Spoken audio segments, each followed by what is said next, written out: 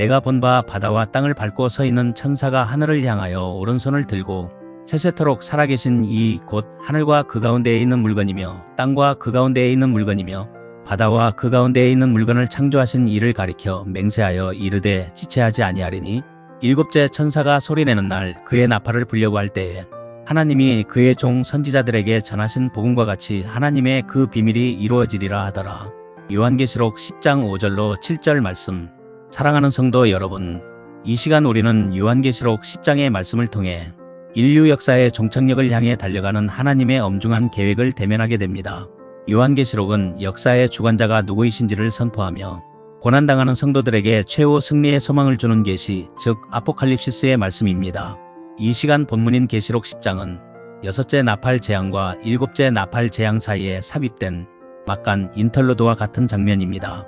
요한계시록 9장 20절과 21절에 기록된 것처럼 여섯째 나팔의 무시무시한 심판이 지나갔음에도 불구하고 세상은 여전히 회개하지 않았습니다. 이때 하나님께서는 한 힘센 천사를 보내시어 요한에게 그리고 오늘날 우리에게 역사의 마지막이 어떻게 전개될 것인지를 보여주십니다. 이 시간 본문을 통해서 우리는 지체하지 아니하시는 하나님의 시간표와 완성될 하나님의 비밀이 무엇인지 종말론적인 시각에서 깊이 있게 묵상하는 은혜의 시간이 되시기를 주님의 이름으로 축복합니다. 첫 번째로 온 우주를 통치하시는 하나님의 권위를 말씀하고 있습니다. 본문 5절은 이렇게 기록하고 있습니다. 내가 본 바 바다와 땅을 밟고 서 있는 천사가 하늘을 향하여 오른손을 들고. 이 시간 본문 5절은 한 천사의 장엄한 모습을 묘사합니다.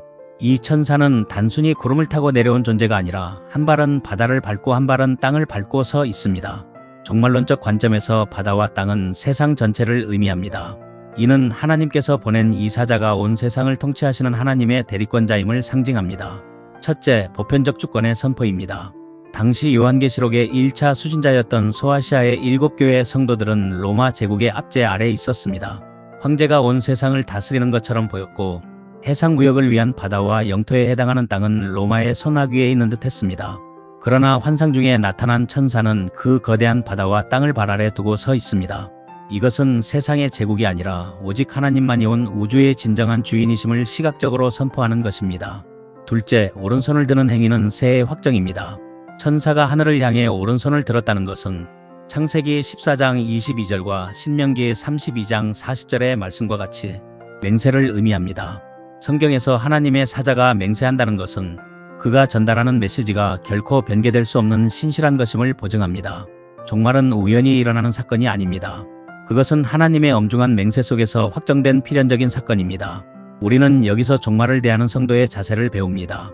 세상이 혼란스럽고 악이 승리하는 것처럼 보일 때에도 우리는 바다와 땅을 밟고 서 계신 주님의 통치를 신뢰해야 합니다. 역사의 핸들은 미친 듯이 질주하는 인간들의 손에 있는 것이 아니라 하늘을 향해 손을 드신 하나님의 손에 붙들려 있습니다. 두 번째로 창조주를 근거로 한 종말의 확실성입니다. 이 시간 본문 6절은 이렇게 기록하고 있습니다. 세세토록 살아계신 이 곧 하늘과 그 가운데에 있는 물건이며 바다와 그 가운데에 있는 물건을 창조하신 이를 가리켜 맹세하여 이르되 지체하지 아니하리니. 천사는 누구의 이름으로 맹세합니까? 바로 창조주 하나님의 이름으로 맹세합니다. 종말론은 창조론과 떼려야 뗄 수 없는 관계에 있습니다. 첫째, 창조주와 종말의 상관관계입니다. 왜 천사는 여기서 하나님을 창조주로 묘사할까요? 그것은 이 세상을 시작하신 분만이 이 세상을 끝낼 권한이 있기 때문입니다. 알파가 되시는 분이 오메가가 되십니다. 처음 시작하신 분이 마지막 마무리를 하십니다. 하나님께서는 하늘과 땅과 바다와 그 안에 모든 생물을 만드셨기에 그분이 정하신 때에 이 세상을 심판하시고 새롭게 하시는 것은 지극히 당연한 신적 권리입니다. 종말은 파괴를 위한 파괴가 아닙니다. 창조주께서 하나님의 피조세계를 죄와 사망으로부터 되찾아오시는 회복의 과정입니다. 그러므로 종말론적 시각에서의 심판은 불의한 세력에게는 멸망이지만 창조주를 경외하는 자들에게는 원래의 창조 질서로 돌아가는 구원의 문이 됩니다. 둘째, 지체하지 아니하리니 크로노스 우케티 에스타이. 이 말씀은 이 시간 본문의 핵심입니다. 헬라어 원문으로 보면 시간, 즉 크로노스가 더 이상 없으리라는 뜻입니다. 이는 두 가지 의미가 내포되어 있습니다. 하나는 심판의 유예 기간이 끝났음을 의미합니다. 베드로후서 3장 9절에 기록되었듯이 하나님께서는 오래 참으사 아무도 멸망하지 않고 다 회개하기에 이르기를 기다리셨습니다. 그러나 이제 그 기다림의 시간이 마감되고 최종적인 집행의 단계로 넘어갔음을 선포하는 것입니다. 또 하나는 역사의 완성이 임박했음을 의미합니다. 성도들은 고난 속에서 계시록 6장 10절에 기록되었듯이 어느 때까지니까라고 부르짖었습니다. 그 호소에 대해 하나님께서는 이제 더 이상 지체하지 않겠다고 응답하시는 것입니다. 복음적 시각에서 볼 때 지체하지 않으심은 우리에게 긴장감과 동시에 위로를 줍니다. 세상의 악이 영원할 것 같지만 하나님께서 정하신 한계선에 도달하면 역사의 시계바늘은 멈추고 영원의 시간이 시작될 것입니다. 세 번째로 완성될 하나님의 비밀과 일곱째 나팔은 무엇을 의미할까요? 이 시간 본문 7절은 이렇게 기록하고 있습니다. 일곱째 천사가 소리내는 날 그의 나팔을 불려고 할 때에 하나님이 그의 종 선지자들에게 전하신 복음과 같이 하나님의 그 비밀이 이루어지리라 하더라. 천사는 이제 가장 중요한 계시의 정점을 향해 나아갑니다. 그것은 바로 하나님의 비밀 무스테리온이 성취되는 것입니다. 첫째, 일곱째 나팔의 의미는 무엇인가? 요한계시록에서 일곱째 나팔은 최종적인 승리를 알리는 신호탄입니다. 이후 11장 15절에서 일곱째 나팔이 울려 퍼질 때 세상 나라가 우리 주와 그의 그리스도의 나라가 되어 그가 세세토록 왕노릇 하시리로다라는 찬양이 터져 나옵니다. 다시 말해 일곱째 나팔은 인류 역사의 마침표이며 하나님 나라의 완전한 현현을 상징합니다. 둘째, 하나님의 비밀 무스테리온이란 무엇인가? 성경에서 비밀은 감추어져서 아무도 모르는 것이 아니라 하나님께서 책정하신 계획이 때가 되어 그리스도 안에서 밝히 드러난 것을 의미합니다. 본문은 이 비밀이 선지자들에게 전하신 복음과 같이 이루어질 것, 즉 복음의 성취를 말합니다. 구약의 선지자들이 예언했던 메시아의 통치, 죄인의 구원, 그리고 사탄의 패배가 이제 현실이 된다는 뜻입니다. 에베소서 1장 9절로 10절은 하나님의 비밀이 하늘에 있는 것이나 땅에 있는 것이 다 그리스도 안에서 통일되게 하려 하심이라고 증거합니다. 깨어진 세상이 그리스도의 주권 아래 하나가 되는 것, 그것이 하나님의 비밀입니다. 악인은 영원한 형벌로 의인은 영원한 생명으로 나뉘는 역사의 최종 분기점이 바로 이 비밀의 완성입니다. 셋째, 선지자들의 예언과 복음의 연속성입니다. 하나님의 종말 계획은 어느 날 갑자기 튀어나온 것이 아닙니다. 창세기부터 말라기까지 그리고 복음서를 거쳐 사도들의 편지에 이르기까지 일관되게 흐르는 하나님의 구속사의 결론입니다. 하나님께서는 신실하십니다. 하나님께서 약속하신 복음은 반드시 현실이 됩니다. 복음과 같이 이루어지리라는 약속은 우리가 붙들고 있는 이 복음이 헛되지 않음을 확증해 줍니다. 사랑하는 성도 여러분, 이 시간 우리는 요한계시록 10장 5절로 7절을 통해서 엄중한 종말론적 메시지를 들었습니다. 첫째, 우리는 주권을 인정하는 삶을 살아야 합니다. 바다와 땅을 밟고 계신 주님을 바라보십시오.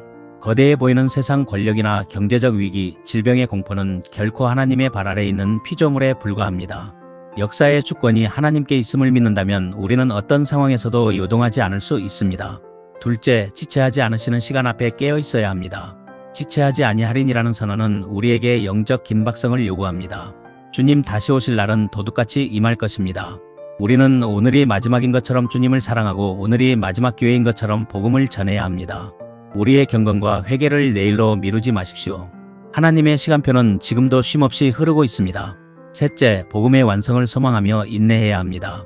하나님의 비밀이 완전히 성취되는 날 우리의 모든 눈물은 닦여질 것이며 모든 억울함은 풀어질 것입니다. 선지자들이 그토록 고대했고 수많은 순교자가 피 흘리며 증언했던 그 복음의 결말이 우리 눈앞에 펼쳐질 것입니다. 일곱째 나팔 소리는 성도들에게는 가장 영광스러운 축제의 서곡이 될 것입니다. 성경적 종말론은 우리를 위축시키는 것이 아니라 우리를 담대하게 만듭니다. 하나님께서는 창조주이시며 맹세로 확정하신 분이며 복음의 비밀을 반드시 이루시는 분이기 때문입니다. 지체하지 아니하리라. 이 약속의 말씀을 심장에 새기십시오. 세상 나라가 무너지고 하나님의 나라가 온전히 임할 그날을 사모하며 오늘도 우리에게 주어진 복음의 사명을 묵묵히 감당하는 저와 여러분의 삶이 되시기를 주님의 이름으로 축원합니다. 기도드리겠습니다. 만군의 여호와, 역사의 주관자 되시는 하나님 아버지, 이 시간 계시록의 말씀을 통해 역사의 마지막을 향한 하나님의 단호한 의지를 보게 하시니 감사합니다. 세상의 풍파 속에서도 주님이 바다와 땅을 밟고 계심을 믿음의 눈으로 보게 하옵소서. 더 이상 지체하지 않겠다는 주님의 음성 앞에 우리의 잠든 영혼이 깨어나게 하시고 세상에 썩어질 것에 소망을 두지 않고 영원한 하나님의 비밀, 그 영광스러운 복음의 완성만을 바라보게 하옵소서. 일곱째 나팔이 울려 퍼지는 그날 부끄러움 없이 주님 앞에 설 수 있도록 오늘 하루를 거룩하고 신실하게 살아가게 하옵소서. 우리 주 예수 그리스도의 이름으로 기도드립니다. 아멘.